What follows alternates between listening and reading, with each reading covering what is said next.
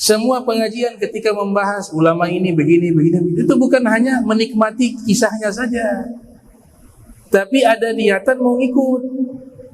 Percuma kalau hanya dengar. Arti percuma sini bukan berarti majlis itu sia-sia. Majlis itu datang tetap dapat keutamaan.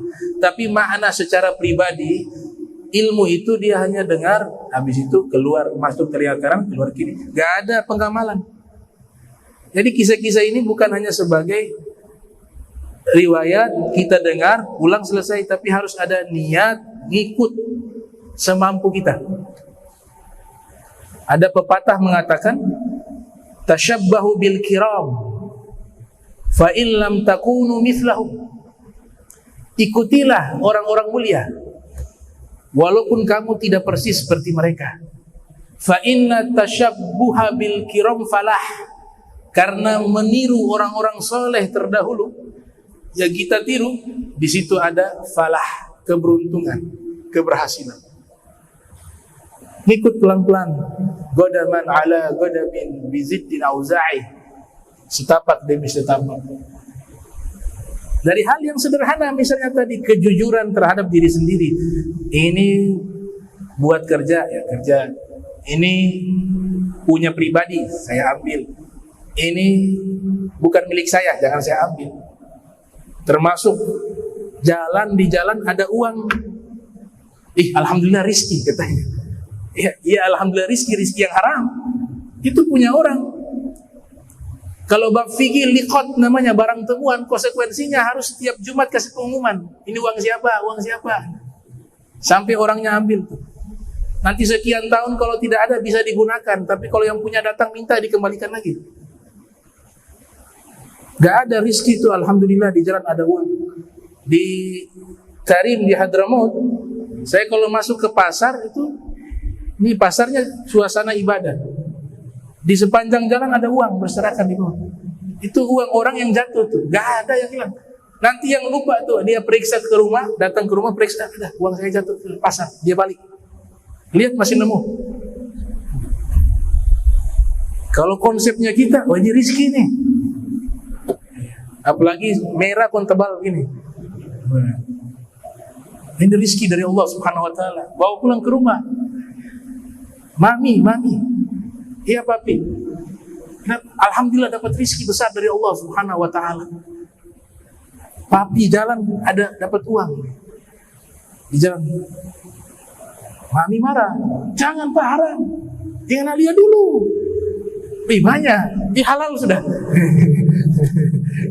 Ada khilafiyah ulama dalam hukum itu katanya begitu. Ada yang begitu, ada. Ya, jadi kalau rizki barang temuan itu gak boleh kita ambil. Punya hutang sama orang tetap tuntunannya harus dibayar, walaupun orang yang berhutang non muslim. Kita punya hutang sama dia tetap harus bayar. Tapi dia sudah kita cari kemana-mana tidak ada. Kamu sedekahkan saja ke masjid, niatkan pahala kepadanya. Kalau dia orang non-muslim, semoga ini saya sedekahkan atas dia, rizkinya tambah maju, atau dengan ini dia dapat hidayah, boleh. Kalau yang muslim, saya sedekahkan, semoga Allah berikan pahala kepada dia, fulan bin fulan. Sedekahkan kalau sudah tidak nemu orang yang pernah kita hutang. Tapi suatu saat dia kembali, dia tagih, kita tetap wajib mengembalikannya. Jadi tirulah bagaimana sifat-sifat waronya orang soleh, bagaimana zuhudnya orang-orang solehin. Mereka punya akhlak, mereka punya karakter, kita ikuti sedikit demi sedikit. Itu ada kisah Habib Salim Asy-Syatiri mengisahkan di zaman Nabi Musa. Itu kan cerita Fir'aun dengan pasukan mengejar Nabi Musa di laut apa itu? Laut Merah. Iya kan? Ketika pasukan Fir'aun dengan Fir'aun yang menyeberangi Laut Merah yang terbelah itu, mukjizatnya Nabi Musa, belum sampai ke daratan, lautan sudah tertutup kembali. Musnah semua, mati semua. Al-Habib Salim Asy-Syatiri, ia menceritakan riwayat ini, mengatakan ada salah satu yang ikut rombongan pasukan Fir'aun selamat, satu orang. Kata Habib Salim Asy'atiri, selamat. Yang lainnya mati, yang satu selamat. Kemudian Nabi Musa diberitahukan oleh Allah Ta'ala bahwa ada satu orang dari golongannya, pasukannya Fir'aun selamat. Kemudian Nabi Musa bertanya, ya Rabb, lima najaitahu? Wahai Allah, kenapa kau selamatkan satu orang ini? Allah Ta'ala berfirman, li'annahu yalbasu kalansuwatan kalansuwatik. Karena dia pakai kofiah yang kofiahnya mirip dengan kofiahmu, wahai Musa. Kofiahnya mirip dengan kofiah. Habib Salim Asy'atiri membuat fawaid. Dia mengatakan, coba lihat, ini orang hanya ikut pakaian kostumnya Nabi Musa, tapi karena berhubung Nabi Musa orang yang dicintai oleh Allah, seorang Nabi, berkat peniruannya, kofiahnya Nabi Musa dia gunakan sama persis, Allah selamatkan dia. Kofiah. Jadi kofiah ini penutup kepala, itu Ibnu Arabi mengatakan al-khalansuah min libasil anbiya wal mursalin. Kofiah itu adalah pakaiannya para nabi, para rasul. Kita harus bangga dengan kostum-kostum Islami. Gak masalah pakai pakaian yang lain selama menutup aurat. Sekali-sekali, kalau saya sekali-sekali saya pakai. Yang penting tutup aurat. Tapi kita harus bangga ketika menggunakan pakaian muslim. Kalau secara pribadi saya pengen pakai pakaian muslim kemana saja, mau kemana, sarung, cuma tuntutan istri. Sekali-sekali pakai celana, pakai baju, ya udah, selama tutup aurat gak apa-apa. Tapi hati lebih nyaman pakaian muslim. Pakaian muslim itu dikatakan kalau kita pakai pakaian muslim dia bantu kita taat. Pakai kofiah, pakai sarung. Ada teman ngajak, mari kita ke diskotik. Gimana ini? Masa diskotik pakaian begini? Akhirnya pakaiannya menghalangi dia. Awalnya begitu. Dia membantu untuk taat. Tapi kalau ada teman yang baik datang, mari kita ke masjid, mari. Sudah siap, pakaiannya bersih. Pakaiannya pakaian Islami. Dikatakan dalam satu ucapan, man tagayyara zayyuhu tagayyara dinuhu. Orang yang pakaiannya berubah, maka agamanya ikut berubah.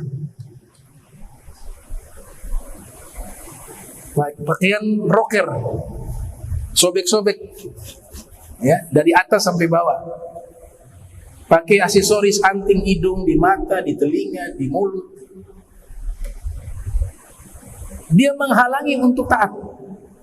Dia menghalangi untuk pergi ke tempat yang baik.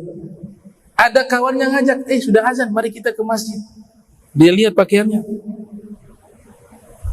Saya gak bisa, pakaian kayak begini. Betul tidak? Dia menghalangi. Pakaiannya menghalangi. Ada yang mau ngajak, tidak jadi ngajak. Walah, pakaiannya begini, gak usah dah, cari orang lain. Mau ngajak ke tempat baik, lihat pakaiannya begini, agak jadi.